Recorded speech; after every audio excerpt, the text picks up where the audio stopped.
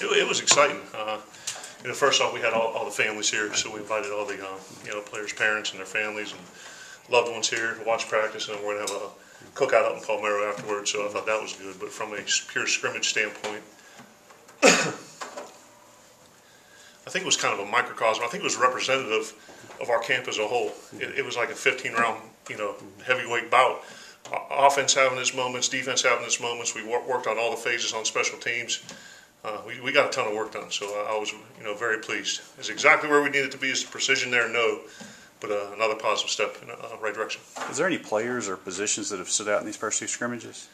Now, I think each position has had its moments, but I think relative to either the outside or program's questions that needed to be answered, I've been very pleased with the development of the wide receiver crew, and very excited with our D-line, obviously. And we're going to be battle tested up front on the other line, getting to go against these guys every day. Coach Baker does an unbelievable job. Play with a great motor, very physical, run game, pass game.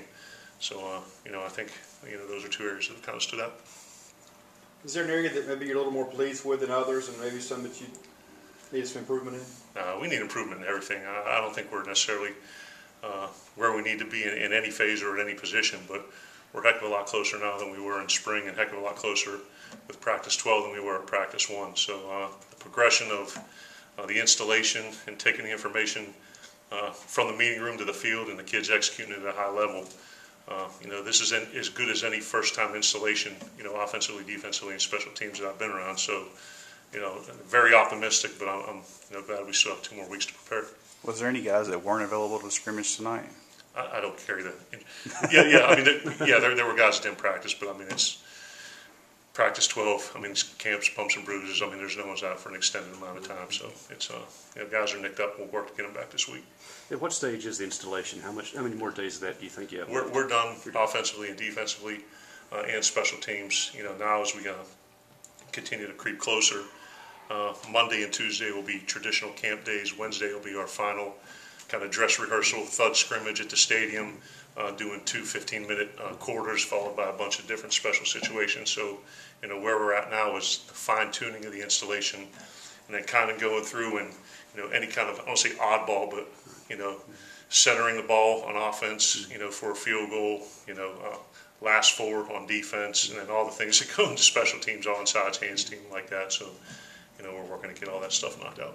At what point do you feel like you've set your depth chart for week 1 and kind of put guys on scout team and kind of begin the game plan for that ball game? Yeah, after Wednesday's scrimmage, we'll get together as a staff. We won't practice on Thursday and kind of make our determinations of who the initial 2 deep and travel roster are going to be, and then we'll start our first practice for Stephen F. Austin. It'll be on Friday, so we'll break into scout teams for Friday. That's sort of similar to the freshman who's going to redshirt, who's going to play in 4 games. Yeah. You're starting to get an idea of that. Yeah, I think we have a better grasp on it. I don't think it's necessarily set in stone, but there's guys that have stood out, and I think the luxury of it is you have a little bit of leeway to not make a mistake, but you have some time. That if you play them in the first one or play them in the second one. So there's guys who are definitely going to be redshirt and they need it. But like we talked about before, for the true freshmen to get into a game, it's not just going to be handed to them. They're going to have to earn the right. So the 4 is the number, but they've got to earn the right to play in those 4. What do you like about this linebackers group that you got? Coach Lukabu does a phenomenal job. Being an All-American at Colgate. Had a chance to actually coach against him one time when I was at Georgetown. They beat us last second play, but that's off the point.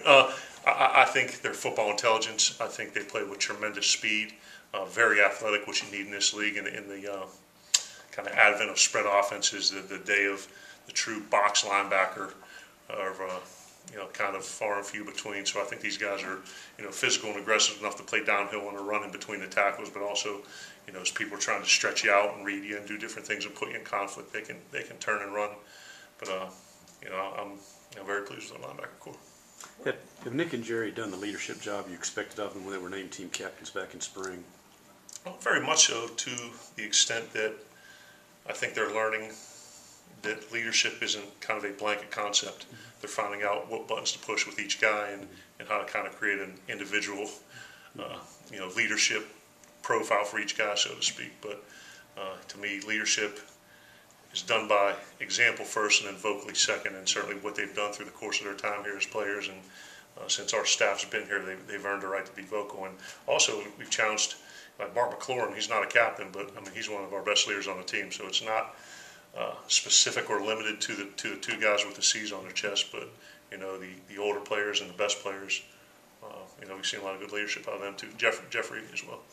We hadn't talked to you since it happened, but taking the guys to Geyser Falls this past week, was that just a huge reward for what the job that they've done so far? Yeah, it was right around the midpoint of camp. I think that was practice 10, and you know, I think of the practices we've had so far as a team, we've discussed it was really only one day where we feel we come out and probably stalemated if we didn't get better. So you know, there's just a time where you got to be smart, you know, with the legs, and you got to, you know, reward hard work. So, you know, certainly it's, and another thing is, I mean, you're dealing with 17 to 22-year-old young men, so it kind of, as a coach, gives you a dose of perspective that you're so myopic and caught up in the day-to-day, you know, process and schedule of camp. That you get them out there and get to see them act like kids for a while, which was neat because they had a lot of fun. How do you plan to handle the play call on game day between you and Coach Getsy? How will that kind of be handled and communicated? Yeah, I call the plays. I'll get suggestions from those guys. So, you know, Luke, we go through that. So in between series will be most of the suggestions occur. So, you know, Luke will kind of have an overall grasp of both the pass and the run game, but his expertise lies in the pass game with Coach Briner. You know, Charles and you know, Marcus and Hudd will work on you know, protections and run game and things like that. So there's a system that when the series ends, you know, we get on the horn, talk about what we saw at the previous series, and kind of make our corrections and suggestions for the next series. One thing What I don't like is a bunch of noise when I'm trying to call. It's almost impossible. So there's not going to be a bunch of different people talking while I'm trying to get a play called. But they will have a significant amount of input. One thing fans always say early in the season, defense is going to be ahead of the offense. As an offensive coach, do you believe that?